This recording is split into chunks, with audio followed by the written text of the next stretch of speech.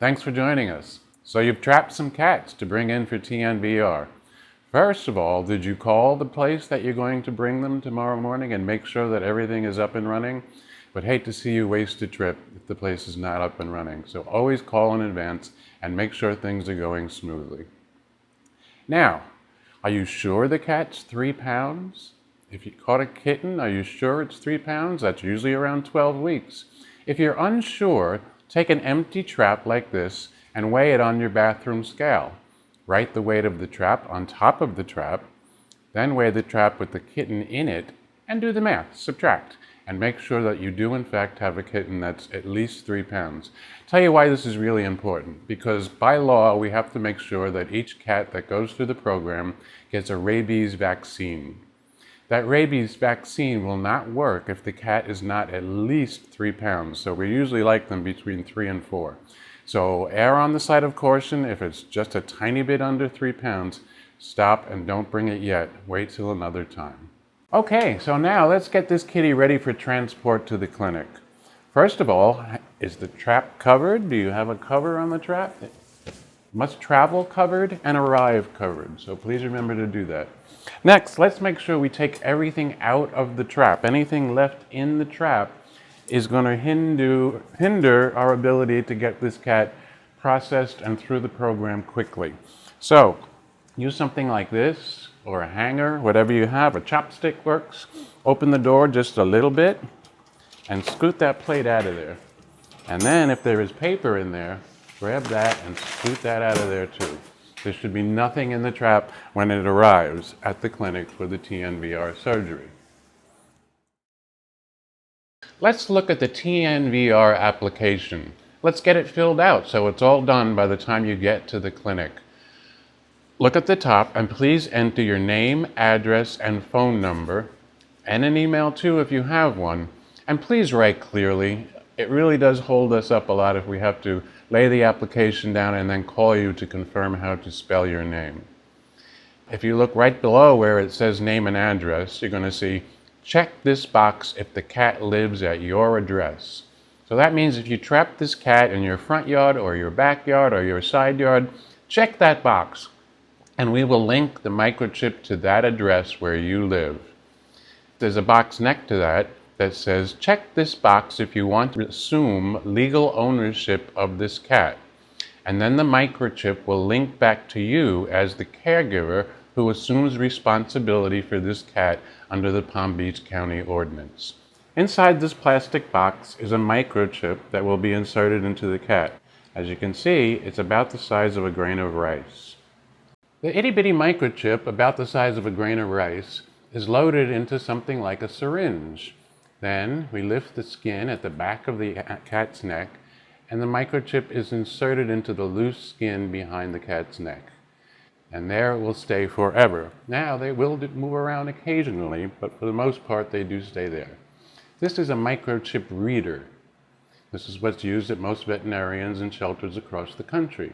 If the cat is ever lost and found, the first thing they will do is check the animal for a microchip. In this case, we're going to look at the microchip that we're pretending we put in this cat. In this case, we're going to use the one that I showed you earlier. They press the button, they wave it over the microchip, and as you can see, it flashes up a big long number. No two numbers are the same. Every single cat has a different number across the entire country, and that's the number that will be used to check that cat, track that cat to where it lives. Let's go back to the application. If you check the box that says you want to assume legal ownership of this cat, we will in fact register that microchip with a national organization so that cat always links back to you no matter where in the country it is. If you don't check that box, the cat will be given back to you as a community cat and it will not link to your name at all. It will only lead to the address where you trapped that cat. If you check the box that says it lives at your address, it's going to link to your address. If you did not check that box, there is a space below where you will enter the address where the cat actually was trapped. Now, if it was at Walgreens on the corner of Main, please get the address of Walgreens on the corner of Main. We really do need a legitimate address to put in that space for the safety of the cat and everyone else involved. Next, we're going to move down to the color of the cat. If you're not really sure the color of the cat, go ahead and leave that blank. We'll fill it out at the clinic. And then there's color pattern. If you're not sure of that either, let's just leave that blank and we'll fill it out at the clinic too. Approximate age, if known. If you don't know, leave it blank. We'll take a guess. Next, it asks about how many cats live at this location. That would be the total amount of cats that live at the location where you trapped this cat. If it's your backyard, you probably know. There's 6. And this is the second one that you've done TNR for. So how many does that leave that still need to be done? It says estimated number still needing TNVR. That would be 4, right? You have 6, you've done 2, now you still have to do 4 more. It asks, are you seeing kittens in the neighborhood? This is good information for us to have so we know where to focus our attentions. So that's just a simple yes or no.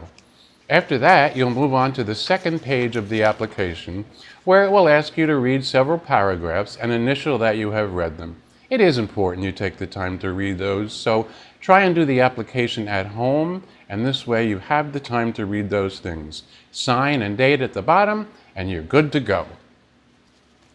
Now, let's get the kitties in the car and ready to go.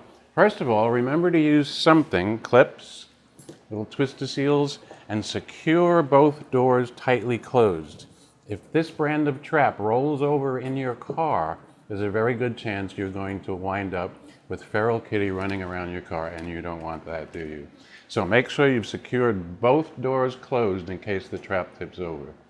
Next, prepare your car to have the kitty in there.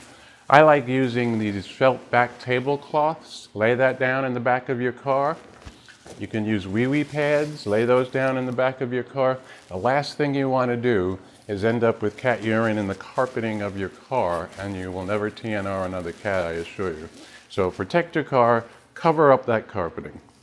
Let's get these cats to the clinic and get some spay-neuter done. When you arrive at the clinic, please don't unload your cats out of your vehicle and lay them on the ground. This is to avoid contamination of any areas or cross-contamination of anything one cat might pass to another. So we ask that once you unload your cats, you bring them directly to the designated spot where the cat is going to spend the rest of its next 24 hours. You've got your application filled out. Carry that with you. Make sure you have the right application with the right cat. You can use a clothespin or a banker's clip to clip that application to the top of the trap to make sure that that application goes with that cat and it links back to the right location. Once you've done that, you're pretty much free to go as long as that application is done. You'll come back the next morning and pick up your cat. Thank you.